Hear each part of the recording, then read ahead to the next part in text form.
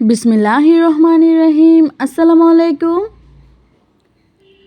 Fashion designer Halima চ্যানেলে আপনাদের সবাইকে জানাচ্ছি স্বাগত। কাছে এবং দূরে, দেশ এবং দেশের বাইরে থেকে যারা আজকে আমার ভিডিওটি দেখছেন, আশা করছি আল্লাহ তাআলার অসীম রহমতে আপনারা ভালো আছেন। আলহামদুলিল্লাহ, আমি এবং আমার পরিবার সবাই ভালো আছি। আজকে আপনাদের সাথে একটি বক্স প্লেটেড কুচি দিয়ে একটি ফ্রক শেয়ার করতে যাচ্ছি। আশা করছি প্রথম থেকে শেষ পর্যন্ত আমার ভিডিওটি দেখলে আপনিও যে কোনো বয়সী বাচ্চাদের জন্য এই ড্রেসটি তৈরি করতে পারবেন। কথা না বাড়িয়ে কাটিং পর্বে আমরা চলে যাচ্ছি। এখানে আপনি কত বছরের বাচ্চার জন্য তৈরি করবেন সেটা অবশ্যই আমাকে কমেন্টে জানাবেন, আমি আপনাদেরকে আনসার দেওয়ার চেষ্টা করব। তো এখানে আমি প্রথমে যে বেবির জন্য মেজারমেন্ট অনুযায়ী কাটিংটা করব, সেই বেবির বয়স হচ্ছে 2.5 থেকে 3 বছর। তো এখন আমি এক কালার কাপড়টা প্রথমে কাটিং করে নিব। তো কাটিং করার জন্য এখানে আমি প্রথমে যে বডির মেজারমেন্ট অনুযায়ী কাপড়টা নিব। তো বডির মেজারমেন্ট অনুযায়ী আমরা যে কাপড়টা নিচ্ছি, এখানে আমাদের যে বডির যে কাপড়টা সেটা নিচ্ছি আমরা এখানে 8 ইঞ্চি। উপরের পার্টটা আমরা নিচ্ছি 8 ইঞ্চি। আপনারা চাইলে কিন্তু এখানে বাড়িয়ে বা কমিয়ে নিতে পারেন। তো এখানে আমি প্রথমে কাপড়টাকে 2 ভাঁজ করে তারপর এটাকে আবার একটি ফোল্ড করে 4 ভাঁজ করে নিয়েছি। এখানে আমাদের সামনে এবং পিছন পার্ট দুটোই হয়ে যাবে। এখানে গলার জন্য নিচ্ছি আমি 1 ইঞ্চি 7 পয়েন্ট, মানে 1.5 ইঞ্চি থেকে 2 সুতা বেশি। আর কাঁধের জন্য নিচ্ছি আমরা 3 ইঞ্চি। হাতার যে আরমোল সেটা নিচ্ছি আমরা এখানে 4.5 ইঞ্চি। বডির মেজারমেন্টের জন্য নিচ্ছি এখানে 5.5 ইঞ্চি, আর পেটের দিকে নিচ্ছি 5 ইঞ্চি। 1 ইঞ্চি আমরা এক্সট্রা নিয়েছি, যেটা আমাদের সেলাইয়ের বাড়তি অংশ। গলার জন্য নিচ্ছি আমরা এখানে 3 ইঞ্চি, যেহেতু আমরা বাটন হোল ব্যবহার করব সেই ক্ষেত্রে কিন্তু আমাদের গলার ডিজাইনটা আরেকটু বড় হবে পিছন থেকে, যেহেতু আমরা বাটন হোল দিব। তো ইজিলি বাচ্চার যে মাথা অনুযায়ী কিন্তু আমাদের গলাটা অ্যাডজাস্ট হয়ে যাবে। তো এখন আমি যে বডির ভিতরে যে ডিজাইনগুলো করব সেই জন্য আমি এখানে প্রথমে কাপড় কাটিং করে নিব। এখানে প্রথমে 4.5 ইঞ্চি করে আমি কাপড় কাটিং করছি। একটা দিয়ে আমরা বো বানাবো এবং অন্য সাইডে 2টা ফিতা দিব, মানে রামপার যে ড্রেসগুলো হয় সেই টাইপেরই হবে, শুধু নিচের যে কুচিটা সেটা আমরা বক্স প্লেটেড কুচি দিব। তো আপনারা অনেকেই জিজ্ঞাসা করেছিলেন যে বক্স প্লেট কুচি আমি কিভাবে দেই, তো আজকের ভিডিওটা কিন্তু আপনারা দেখে নিতে পারেন। প্রথমে কাপড়টাকে আমি 2 ভাঁজ করে নিয়েছি। আমাদের যে জামার টোটাল যে লংটা সেটা কিন্তু 19 ইঞ্চি হবে, তো সেই জন্য আমরা 1 ইঞ্চি এক্সট্রা নিচ্ছি, 20 ইঞ্চি। তো এখানে আমি 12 ইঞ্চি নিয়েছি।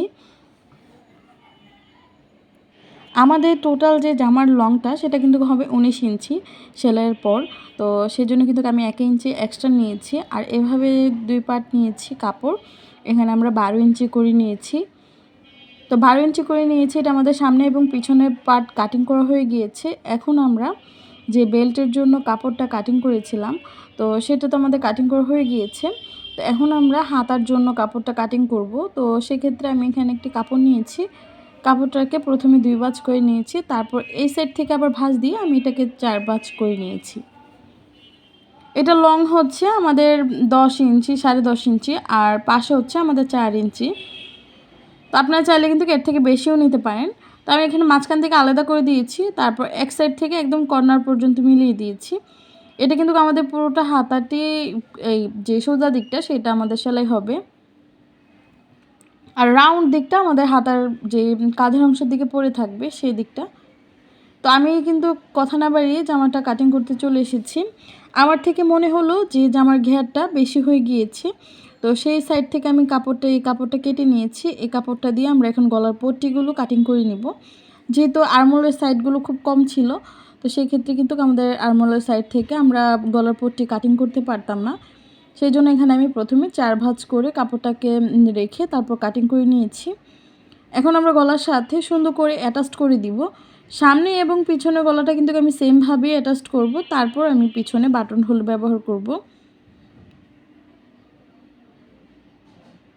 তো গলার এক সাইড সেলাই করার পর আমি উপর থেকে আবার একটি চাপ সেলাই দিয়ে দিচ্ছি, মানে এটা আমরা যেদিকে কাপড়টা ছোট ছোট করে কাট করে রেখেছিলাম সেই সাইডে আমরা যে উপরে পট্টিটা সেটার উপরে সেলাই করেছি। তারপর এটাকে উল্টে আমরা সেলাই করে নিয়েছি। সেমভাবে আমি দুটোটা গলা সেলাই করে নিয়েছি। এখন আমরা কাঁধের অংশগুলোকে জয়েনিং করে দিচ্ছি। কাঁধের অংশগুলোকে জয়েনিং করার পর আমরা আবার একটি ডাবল সেলাই দিয়ে দিয়েছি। এখন আমাদের কাছে মূল যে কাজটা সেটা হচ্ছে আমাদের পিছন পার্টের যে গলাতে আমরা বাটন হোল ব্যবহার করব। সেই ক্ষেত্রে আমরা এখানে একটি কাপড় কেটে তারপর এটা ভি শেপের একটি সেলাই দিয়ে তারপর কাটিং করে নিয়েছি। এখন এটাকে আমরা চাপ সেলাই দিয়ে উল্টো দিকে এখন ঘুরিয়ে নিব। ঘোরানোর পর এটাকে আমরা চারো সাইডে বক্স প্লেটেড করে সেলাই দিয়ে দিচ্ছি। তো বক্স প্লেটেড সেলাইটা কিন্তু আমরা কীভাবে দিচ্ছি অবশ্যই খেয়াল রাখবেন। আর আমি কিন্তু কাপড়গুলো এমন নিয়েছি যে একটা কালার উঠে যাওয়ার পর আরেকটা নষ্ট হবে না। এখন আমরা ভাঁজ দিকে চলে এসেছি। তো ভাঁজ দিকে যেহেতু একদম প্লেন ডিজাইন, আমি এখানে একটি কাপড় কেটে নিয়েছি 1 ইঞ্চির মতো। তো এখানে 1 ইঞ্চির মতো কাপড়টা কেটে নিয়েছি। দুই সাইডে আমরা এখন একটি রামপার ডিজাইন করব। তো সেই জন্য এখানে আমি প্রথমে কাপড়টার উপর দিয়ে একটা সেলাই দিয়ে তারপর আবার উল্টে এটার উপর দিয়ে আরেকটি চাপ সেলাই দিয়েছি। এরপর এই ভিতরের দিকে কাপড়টাকে একটু মুড়িয়ে নিয়ে এটা আমরা একটু পাইপিং টাইপের ব্যবহার করছি। সেমভাবে আমি আরেকটি সাইডও কমপ্লিট করে নিচ্ছি। আশা করছি আপনাদের কোনো বুঝতে অসুবিধা হচ্ছে না। আর আমার ভিডিওটি যদি ভালো লেগে থাকে অবশ্যই ভিডিওটিতে একটা লাইক দিতে ভুলবেন না। আর আমার চ্যানেলটি যারা সাবস্ক্রাইব করেননি আপনারা চাইলে সাবস্ক্রাইব করে নিতে পারেন। তো এখানে আমি প্রথমে হাতার যে সাইডগুলো একটা সেলাই দিয়ে নিচ্ছি। চিকন করে সেলাইটা করছি। আমি রাউন্ড দিকটা কিন্তু সেলাই করছি। এখানে আমরা প্লেন যে সমান দিক সেটা সেলাই করছি না। তারপর আবার একটি সেলাই দিয়ে দিচ্ছি। এক্ষেত্রে ঢেউ খেয়ে থাকার সম্ভাবনা খুব বেশি। তো সেমভাবে আমি এভাবে ছোট ছোট করে সাইড থেকে কাঁধের অংশ থেকে আমরা ধরে কিন্তু সেলাইটা করে নিচ্ছি। আপনারা চাইলে কিন্তু ডাইরেক্ট এক সাইড থেকে ধরেও সেলাইটা করতে পারেন। এভাবে করলে কি হয়, কাঁধের দিকে কুচিটা বেশি পড়ে থাকে। সেমভাবে আমি দুটোটা হাতা যে লাগানো যে হাইয়ের দিকে বা হাতা আরমোলের দিকে আমরা কমপ্লিট করে নিব। তারপর উপর থেকে একটা চাপ সেলাই দিয়ে দিচ্ছি।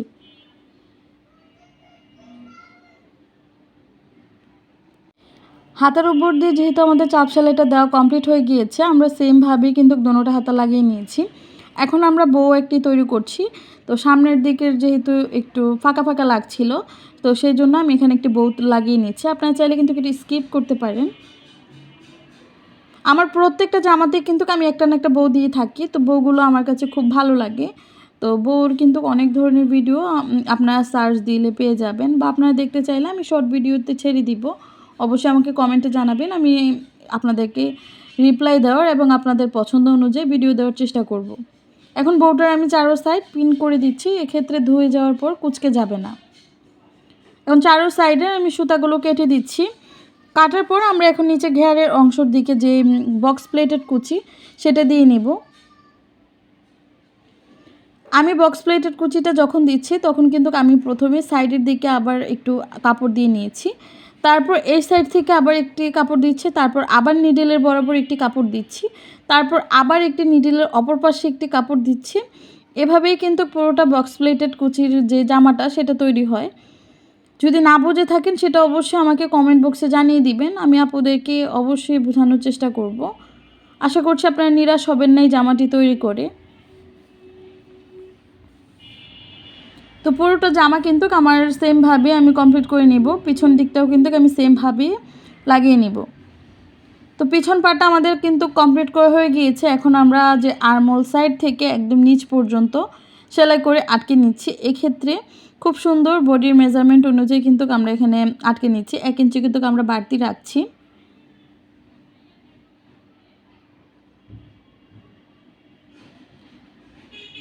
তো আমাদের কিন্তু জামার সাইডগুলো বন্ধ করা কমপ্লিট হয়ে গিয়েছে। এখন আমরা জামার যে নিচের পোর্শন মানে দামানের পোর্শনটাকে এভাবে চিকন করে সেলাই করে নিচ্ছি।